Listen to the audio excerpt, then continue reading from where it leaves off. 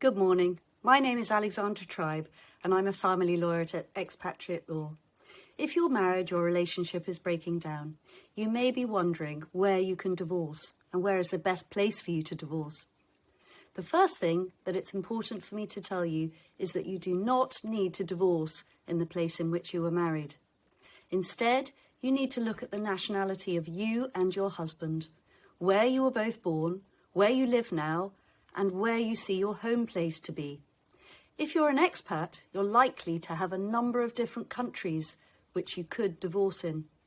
You need to research which country is best for you to divorce in terms of the speed, cost, and most importantly, financial outcome.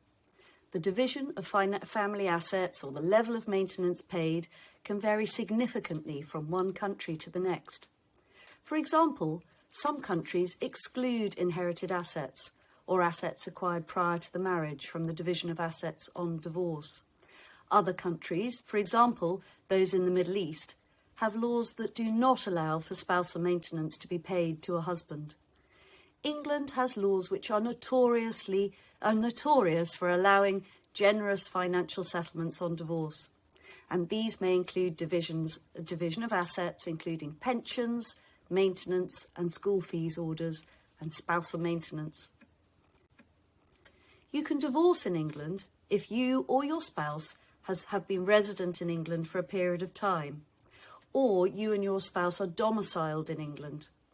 If you're a British expatriate living overseas and you still see England as your home, the place you'll eventually return to, then it's likely that you remain domiciled in England for family law purposes. You can divorce through the English courts, even if only one of you in the marriage has links to England. You can speak to us on the phone for initial guidance as to whether you have the required connection to England to divorce here. We offer free initial advice on the telephone to help you understand your options. If you're a foreign national living in England, you can divorce through the English courts if you or your husband or wife have been living in England for 12 months, or 6 months if you intend to make England your permanent home.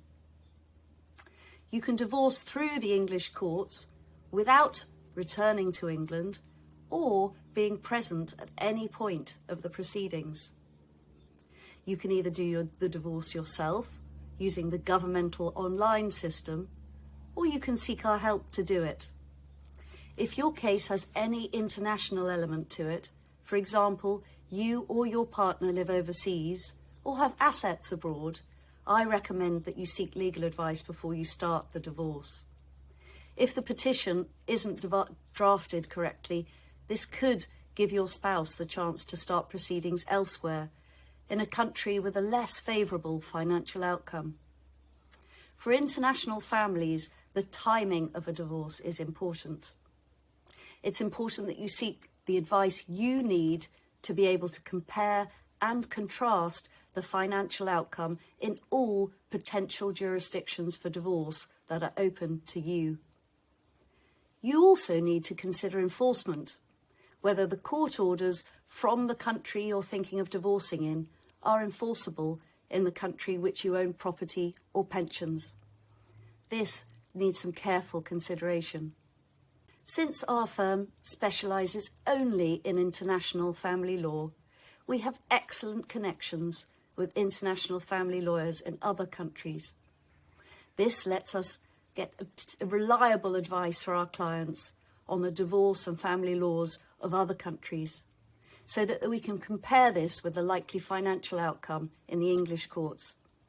This allows our clients to make informed decisions on the best country for them to divorce in, and to act quickly to secure that jurisdiction if required.